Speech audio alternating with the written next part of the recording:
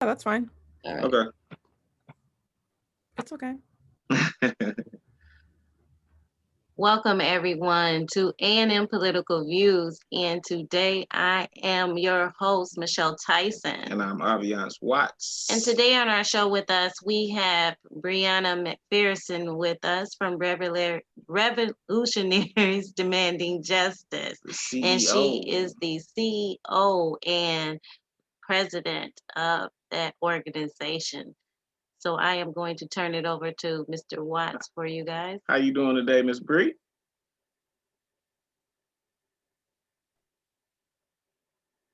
Miss Bree, how you doing today? I'm pretty good. Happy Thank New you for Year. having me. I'm looking forward to. Oh, I'm good. Happy New Year to you too. I'm excited to be here and excited to have a conversation with y'all. I know, right? We really excited to hear about the Revolutionaries Demanding Justice movement. Can you go into like elaborate a little bit about what it consists of? Yeah. So, Revolutionaries Demanding Justice. It's the same core group as when we were Black Lives Matter Muskegon. Mm-hmm. But now we want to be able to shift more towards the needs of Muskegon itself and not be, we're not focused on necessarily the national issues. Of course, we have those issues in Muskegon Heights, but in Muskegon, but we want to focus on the specific needs of our people here. Mm-hmm. So that's what we plan to do in various forms. Okay, I have a question about that. Because I know you said you guys changed the name. What made you guys like change the name? Because I know at one point the Black Lives Matter thing was like to me at one point it was a fad. I'm not Hmm. I don't know how you feel about it, but that's just my personal opinion. But what made you guys change the name from Black Lives Matter? Okay. So basically, there were some issues. We wanted to become official. We wanted to become an official chapter. We were working really hard, taking all the right steps in doing so. But the process was delayed, and luckily, God works in mysterious ways. It didn't work out that way because it was taking too long. But in the meantime, we realized that it just wasn't. We wanted to focus on this, like I said, the specific needs of Muskegon. Mm, And Black Lives Matter unfortunately left a bad taste in people's mouths, and it made a lot of people not want to work with us or not take us seriously. yeah. We really wanted to make sure that we created a name for ourselves Mm, without having people see us a certain way based on our name. okay. So is it still an affiliation with the Black Lives Matter, or are you just totally independent with totally We're excluded? pretty much we're independent, but we still stand by the statement and the movement of Black Lives Matter. But Yes. the Yes. corporation, that sort of thing, we don't affiliate ourselves with them, but we are definitely all about Black Lives Matter, and much more than just that. You know what? Because the other day me and Michelle was talking about because like during the election, you know how the I don't know if you get into sports, but a lot of the sports players, like NBA players, had Black Lives Matter all across the jerseys, and they had Black Lives Matter all across the shoes, and it was going across the screen every 5 minutes, and it's almost like once the election was over with, you never heard from it again. And me, I love sports, and that was something that that was a concern to me. Like, is the movement still going? I mean, because at one point, people was rioting and looting and marching and picketing, and one of my Right. questions was, I mean, do you think, I mean, just the Black Lives Matter movement, do you think that was a fad, or do you think, I mean, what do you think as far as the movement is concerned? Do you think it's still in effect? So I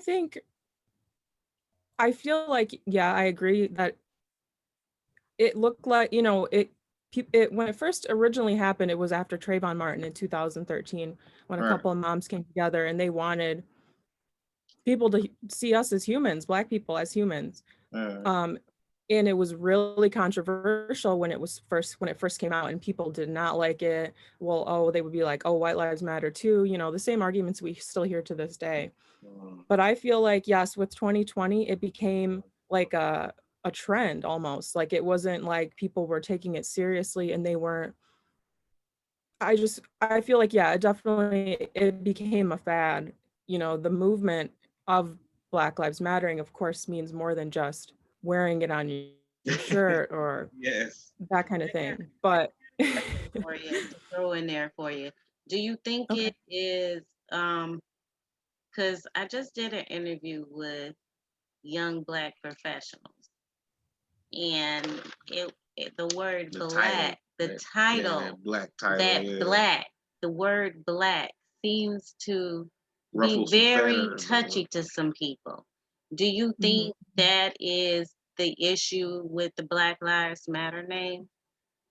Because you said a lot of people wanted to steer clear, because of a lot of Mhm. the negativity part of Black Lives Matter. But do you really think it's because of the That title black negativity, part or of it. do you think it's because of the title, that name, that word, Black? Yeah, I mean, I never even thought of it like that. That definitely could be a big part of it. Is I think white people, or anybody really, some people don't like to use the word Black and when referring to Black people. Mhm. And some people would rather use African Americans to like soften it. But for me personally, I prefer to be called Black. So like I said, I never thought about it that way, but honestly, that makes sense. Mhm. Yep, and the only reason I was able to look at it and view it that way is because when I did that article, it was very touchy, just Mm. because of the name. Yeah, And that generated a lot and of negative it's negative like, comments. wow. So I was like, okay, Bree coming on right on point. So we can we can tie all this in together. So God work in mysterious ways for conversation. Now, Bree, I have a question. What you as a person, what prompted you to want to get involved with the movement? Just the movement Um, alone? do you mean in 2020 or just in Nah, general? just in general, like growing up based on experiences, some you saw, went through, whatever. Like what what was that driving force? I guess I want to ask that, you know, made you say, you know what, this is what I want to do. This is what I want to get into. This is what I want to be a part of. Like, what was that driving force? Okay. So I think it started a fire in me, like I referenced Trayvon Martin earlier, 2013, when that happened, a young boy, he was like innocent, of course. Anybody who had brains knew that he was innocent. There's no way to spin it. A Right. boy walking, no Mm-hmm. way to justify that. That to me, when he received no justice, when people were speaking down on his name, adults talking about a little boy as if he was some criminal when he had done nothing wrong. Yeah. That shifted my whole worldview, completely shifted my worldview. And I was younger then. I Mhm. wasn't as outspoken as I am now, but so that's kind of started the fire a little bit. But 2020, I almost lost my own life in May this year.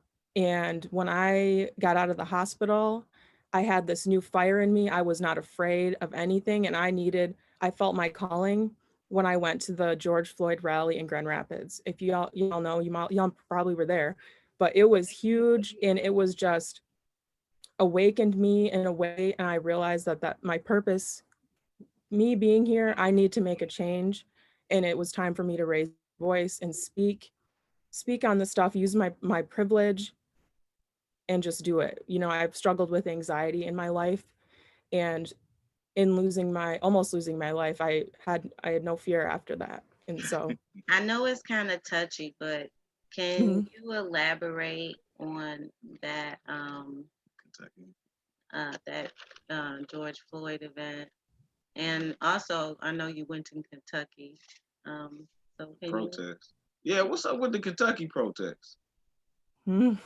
I mean, if you want to get into it, that's fine. If not, that's fine also. I can get into both. Do Okay, you want me to start with George Floyd? whichever, it doesn't matter. Floyd, let's do Floyd first. Um, okay, so specifically with George Floyd, do you want to know about what the protests look like? Your experiences and how you felt, because I know you went through some things. Just Um, because you're very young to be going through that, so I just want to get your view as a as a young adult. okay. Christine. I experienced some mental health issues and being misdiagnosed in terms of mental health and was maxed out on medication, and I overdosed at my own hands. I did it myself. So when I got out of the hospital, when I was good, um, I was really not talking about it because I felt really ashamed. You know, mental health in the Black community is something that is getting better, but of course, it's still something that people don't really like to talk about. So um, my aunt invited me to go to the Grand Rapids protest. And at first I was like, I don't think I'm ready, whatever. But I went, and just being there, looking around, and there were so many people. I don't know the exact number, thousands, 20,000 maybe people. I don't know, thousands of people there. And to just know that all these people wanted change. And it seemed like it was a sea of people. And I felt like I needed to be, I didn't feel this until somebody boosted me up on top of like a electrical like box. And I looked over across the whole crowd, and it was like a moment, and people got pictures of me when I'm up there with my resist sign.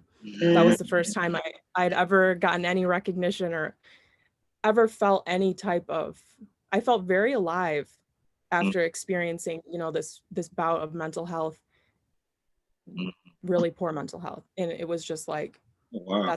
this is what I'm here to do. Mhm. It was the best feeling, especially after being cooped up with COVID. And it just, I can't explain the feeling. It's just like I feel like what I was meant to do. Mhm. That's great. That's great. Mhm. Now, okay. Now the Kentucky protest.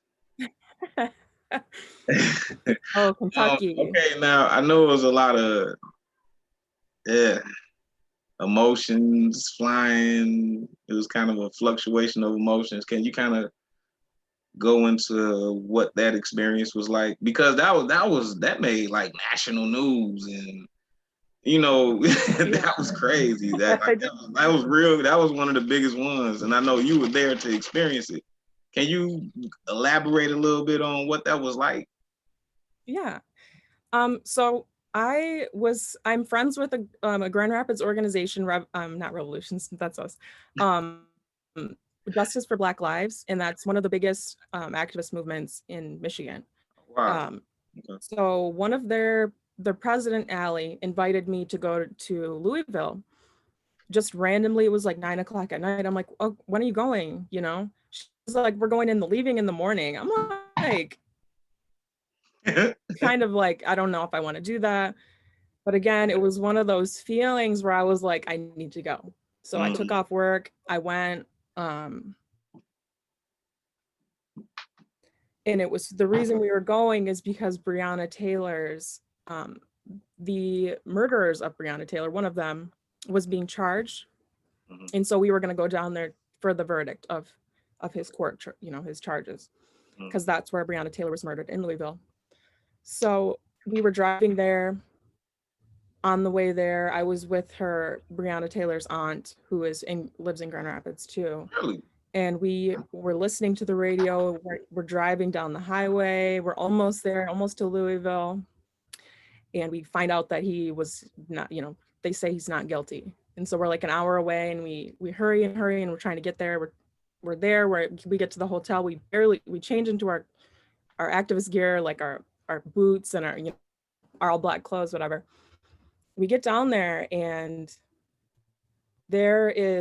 think about like a section of Sherman, and it's like 100 police cars, all different types of police cars, like undercover cop cars, military vehicles, they were prepared because they had already knew that they were not going to charge that man. So my friends and I, my activist friends and I get down there and we're fired up already because we have a personal connection to Breonna. I don't know her myself, of course, but we know people that are connected to her, and that just makes it that more intense being down there. So for some reason, something in me, I felt I had a megaphone, I had my resist sign again, and I was in front of the cops. There's pictures of me and I'm talking my stuff in front of the cops, not being disrespectful, just my normal protest. And all of a sudden, all these people come around the corner and it's all this big group of people, protesters, mad, angry, upset. And I don't even have the right words for how people felt. It was just this feeling of like, we know we can't trust the system, and it keeps showing us again and again. And then, yeah, that's when I got arrested. Wow. Literally, we had been down there 15 minutes and they scooped me up and messed me up so bad and threw me in jail. Wow. How long were you in jail? Probably 6 hours, 6 or 7 hours, but it was rough in there. And they had brutalized me. I mean, cracked my ribs.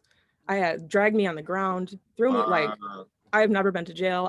I've never been in any trouble, nothing. And I was in Louisville, separated from my friends. They took my phone, my medication, everything. I didn't have nothing on me. Oh, wow.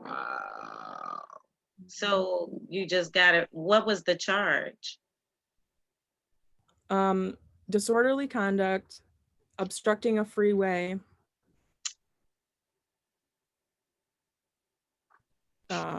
basically, something about disobeying. None of that was true. Wow, that's crazy. So basically, you got a ticket. Yeah, and I'm still fighting those charges because I'm not doing community service. Not for them when I'm innocent. Right, yeah. That's right. Yeah. That's right. Okay, now everything with the arrests, marches,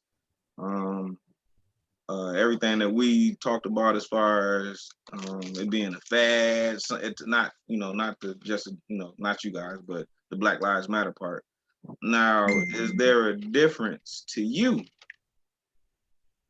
in the outcome that you expected as opposed to the actual outcome? Is there a difference to you?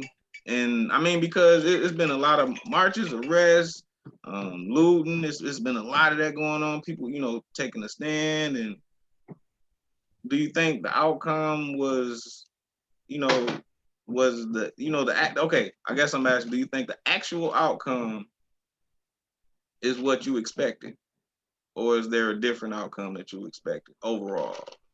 For some reason, even though this system keeps proving to me and to us that we can't trust it, that it's not going to give the justice that we deserve, that any of these people like Breonna Taylor, Ahmaud Arbery, George Floyd, all the way back to Emmett Till and beyond.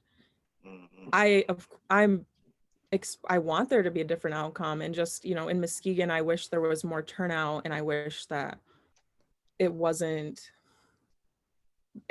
like this. But I also understand that we don't trust the system, and we don't, there's not a lot of consistency, I guess I'll say, in the activism, even in our own town. And I think that's why a lot of people just don't trust the activists that come in and want to help, and that's understandable. So, yeah. Okay. So what's next for the Revolutionaries Demanding Justice movement? What can we expect in 2021, since this is the last day of 2020? Beginning of 2021, what's next for you guys? So right now we're sorry. No, I was just saying, what can we expect?